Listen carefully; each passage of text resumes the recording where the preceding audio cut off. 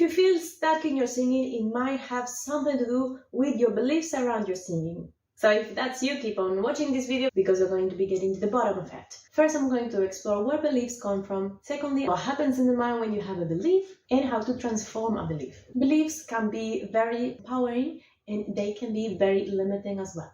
Sometimes they can be very empowering at some stage in your life and very limiting a year later. This is the important thing. A belief is not reality. A belief is basically a thought that you repeat over and over again until it becomes a habit, and they can condition your brain. A belief is not a fact.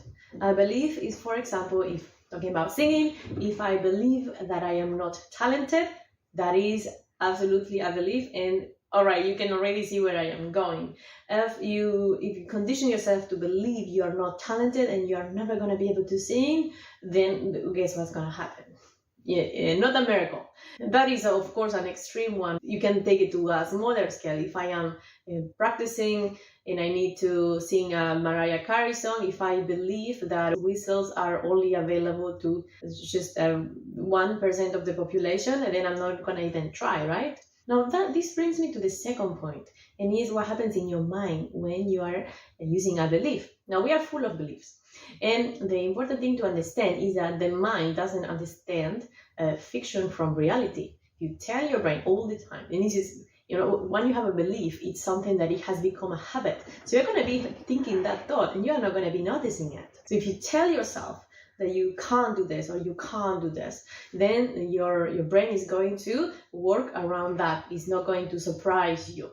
It's going to work with what you give them. If you believe and you repeat, just be careful with your words. If you repeat, you're not talented, you can't sing in tune, you can't sing high notes, you can't sing low notes, you don't have a good tone, and so on and so on and so on, then your body is going, your whole brain is going to give you that. It's not going to give you anything different. You actually need to change those beliefs in order for the brain to give you something different. Because the other fun thing that happens in our mind is that when we pay attention to something, in this case to a thought, we pay attention to a thought, then your mind magically starts showing you evidence. It's just like magically we start seeing evidence of that.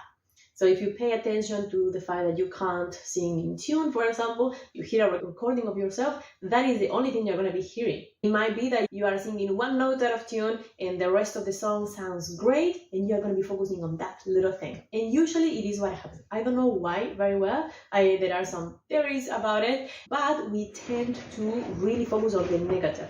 I remember a few years ago giving my group students an exercise. They got together, they performed songs for each other, and they had to do the exercise of just writing one nice thing that they heard about the singer that sang.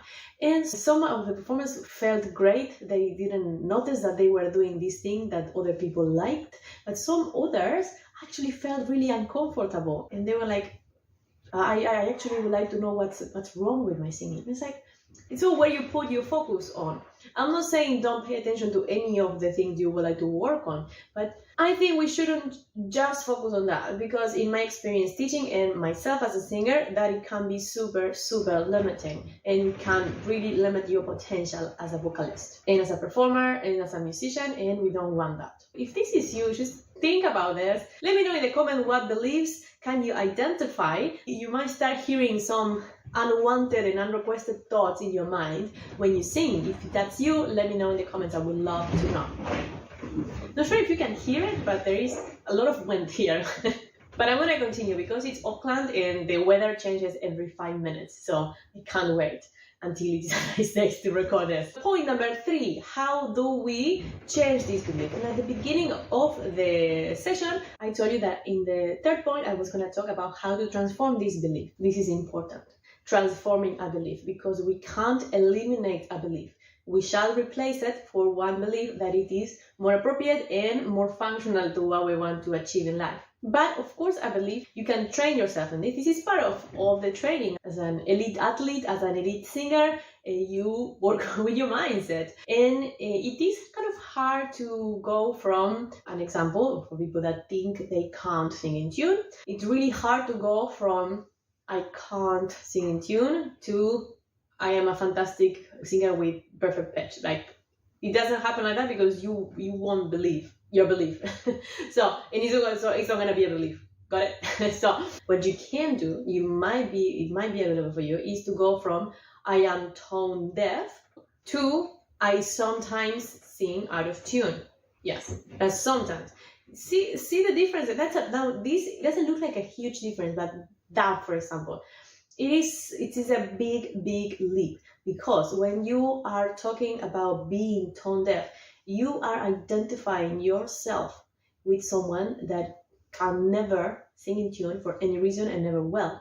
You are identifying yourself. You are tone deaf.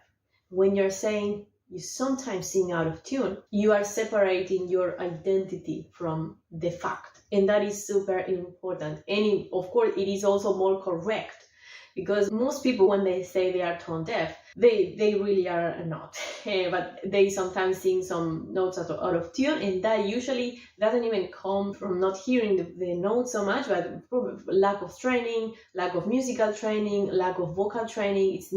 Doesn't have to do with you having a condition being tone deaf. That is the identity. So we need to move away from that. When you say, I sometimes sing out of tune, then you separate yourself from that. You are empowering yourself, and it is much more easy to work towards what you need. If your belief is you are tone deaf, you're not gonna do much to change that, because how do you change what you are? That's something that is intrinsic to you.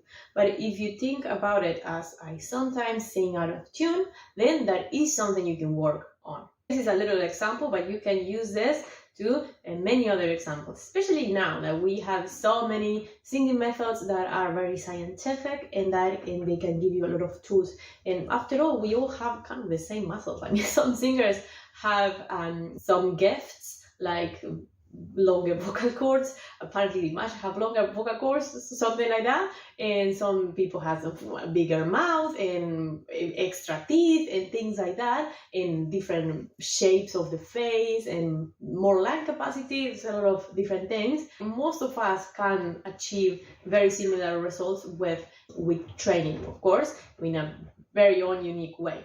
So that's what I wanted to talk about, a little bit different, but in this channel I talk about holistic singing. And holistic singing means that you take in consideration not only what happens anatomically here, but also many other levels of a person. So this is what I always actually say, is that singing is always holistic, whether you want it or not, whether you are working with a holistic method or not. There is always so many things that play a big role on the result. If you like content like this, I invite you to join my email list. The link is below. You can go there and subscribe, because I am releasing my first course in a few weeks, but it is already available for my email list at a huge discount. It's only available at this huge discount for my email list. So if you want it, go ahead and subscribe, and you're gonna get all the info. If you like this video, please subscribe, and I'll see you in the next video.